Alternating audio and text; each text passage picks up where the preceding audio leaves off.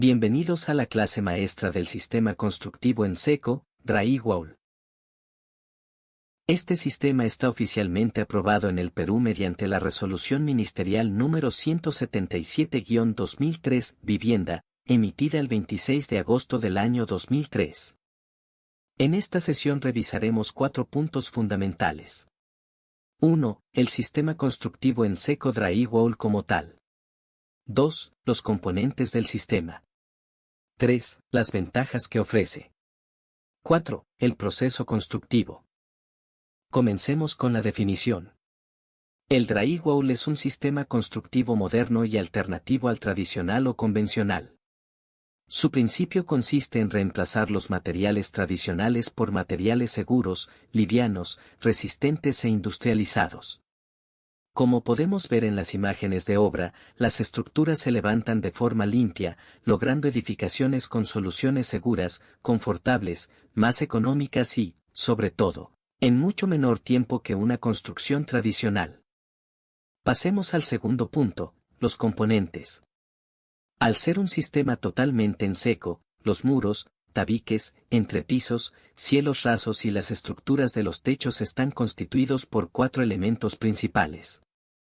Primero, los perfiles de acero galvanizado, que incluyen rieles y parantes. Segundo, los elementos de fijación, como tornillos y clavos. Tercero, las placas de revestimiento, utilizando superboard y Giplac. Y cuarto, los elementos de acabado, que abarcan cintas, esquineros y masilla. En este esquema podemos ver en detalle cómo interactúan todos estos componentes en un encuentro de muros y techo. Se observa claramente la posición del riel superior y el riel interior fijados a la base, los parantes verticales, que funcionan como velas rígidas o vigas maestras, el riel dintel para los vanos, las placas Giplac atornilladas, y el uso del perfil omega. Finalmente, apreciamos cómo las uniones se sellan con cinta y masilla, protegiendo las esquinas expuestas con un esquinero. Detallemos los elementos estructurales, empezando por el riel. Es un elemento de colocación horizontal fabricado en acero galvanizado. Está compuesto por 2 alas de 25 milímetros de longitud y un alma o base de longitud variable, que puede ser de 39, 65 o 90 milímetros. Se proveen en largos estándar de 3 metros y medidas especiales a pedido. Su uso principal es servir como perfil guía para formar, junto a los parantes, el bastidor sobre el cual se atornillará la placa, fijándose directamente a pisos, losas y paredes. El siguiente elemento es el parante. Este perfil de acero galvanizado tiene 2 alas de 38 milímetros y un alma variable de 38, 64 u 89 milímetros. Como se aprecia en el diseño, presenta perforaciones en el alma para el paso de tuberías y cuenta con alas moleteadas para permitir una fijación firme de los tornillos autorroscantes. Se comercializa en largos estándar de 2.44, 3.05 y 3.66 metros. Se usa para formar el bastidor en tabiques y cielos rasos, y en estos últimos también puede actuar como viga maestra y vela rígida. El perfil omega es un perfil de sección trapezoidal constituido en acero galvanizado, con unas dimensiones de 60 por 22 milímetros y un ancho superior de 30 milímetros. Su largo estándar es de 3 metros y se emplea fundamentalmente en la estructura de cielos rasos y en el revestimiento de muros. Para los anclajes y fijaciones, contamos con los siguientes elementos. El tarugo fiser y el tornillo o tirafón, que se emplean para anclar perfiles a losas, columnas o vigas de hormigón o mampostería. Los clavos y fulminantes, utilizados como anclajes de perfiles mediante pistola de fijación en losas de concreto o muros de ladrillo. Y en la categoría de tornillos tenemos, el tornillo pan y el tornillo baffer de 8 por 13 milímetros para fijar perfiles entre sí, el tornillo de 1 y 1/4 de pulgada para fijar una placa a la estructura, y el tornillo de 1 y 5/8 de pulgada cuando requerimos fijar 2 placas a la estructura. Hablemos de las placas de revestimiento, comenzando con las placas de fibrocemento superboard. Son planchas planas de borde recto con dimensiones estándar de 2.44 por 1.22 metros. Son ideales para fachadas, aleros y cielos rasos en zonas húmedas. Entre sus ventajas destacan su alta resistencia a impactos y golpes, su idoneidad para exteriores, resistencia a la humedad, el hecho de que no propaga la llama ni genera humo, su buena estabilidad dimensional, su facilidad de corte e instalación, y que vienen listas para recibir pintura. Por otro lado, tenemos las placas de yeso Gyplac. Mantienen la medida estándar de 2.44 por 1.22 metros y están formadas por un núcleo de roca de yeso bihidratado cuyas caras están revestidas con un papel de celulosa especial. Se atornillan sobre los bastidores metálicos para conformar tabiques, cielos rasos o revestimientos interiores. Sus ventajas principales son la resistencia a los esfuerzos, su uso ideal en interiores, aislamiento térmico y acústico, resistencia a la combustión, facilidad de trabajo e instalación, y su acabado listo para pintar. Dentro de los elementos de acabado encontramos la masilla Gyplac, que viene en pasta lista para usar en presentaciones de 27 kilogramos. Está formulada a base de polímeros de alta calidad y permite realizar los acabados en tabiques, cielos rasos y revestimientos para su posterior pintado o empapelado. La cinta de papel Berken, de 5 centímetros por 20 metros, es un papel microperforado de alta resistencia a la tensión que viene premarcado al centro. Su función es evitar las fisuras y agrietamientos en las juntas de drywall, especialmente en esquinas interiores.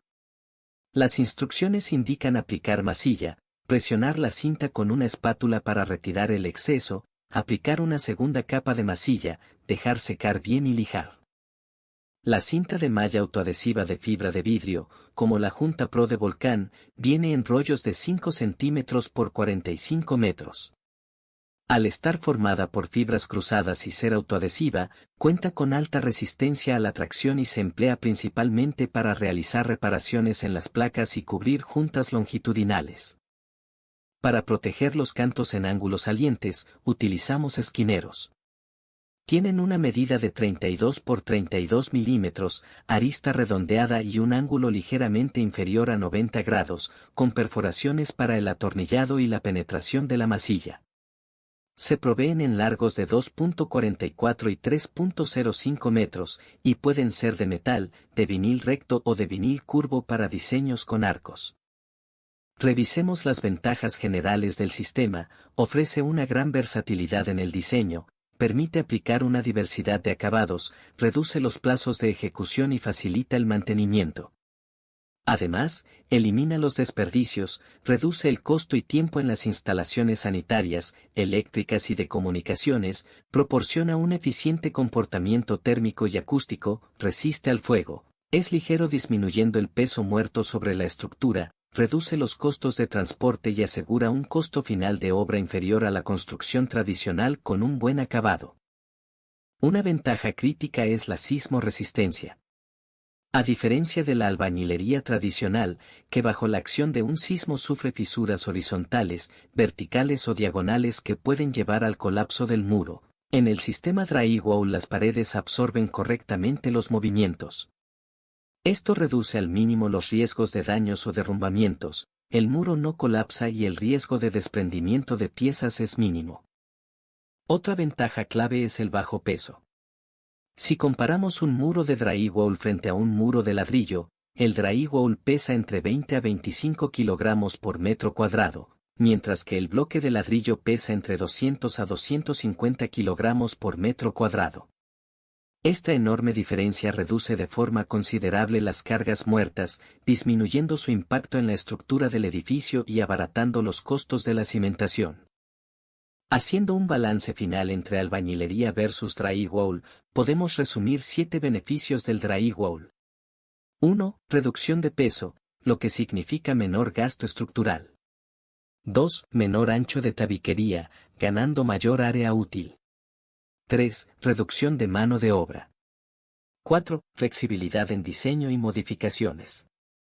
5. Mínimo desperdicio y desmonte. 6. Facilidad en las instalaciones eléctricas y sanitarias. 7. Menor volumen de material transportado. Además, un detalle constructivo muy importante es que las divisiones en el sistema drywall no requieren un alineamiento vertical obligatorio entre pisos. El proceso constructivo general se compone de 8 pasos. 1. Habilitar perfiles. 2. Armar estructuras metálicas. 3. Colocar revestimiento y aislante térmico. 4. Armar estructuras para tijerales. 5. Armar estructura para cielo raso. 6. Dar acabado. 7. Colocar falso cielo raso acústico. 8. Determinar el presupuesto de un proyecto. En los detalles gráficos de la guía observamos los encuentros correctos entre riel y parante, así como el método de empalme de parantes, el cual debe considerar un traslape mínimo de 20 centímetros. En este plano técnico se especifica el espaciamiento reglamentario de los parantes, el cual debe ser de 40.7 o 61 centímetros. Para un muro portante, se detalla que tanto los rieles como los parantes deben tener un espesor mínimo de 0.90 milímetros. Para la instalación del cielo raso, el esquema nos muestra la modulación de la estructura. Vemos la disposición de la viga maestra, los parantes distanciados a 40.8 centímetros, el uso de la vela rígida con riel y el perfil omega colocado cada 40.6 centímetros. Las placas Giplac utilizadas para cielos rasos suelen ser de 3/8 de pulgada, 9.5 milímetros, o media pulgada, 12.7 milímetros, fijadas con tornillos y selladas en sus juntas con cinta y masilla.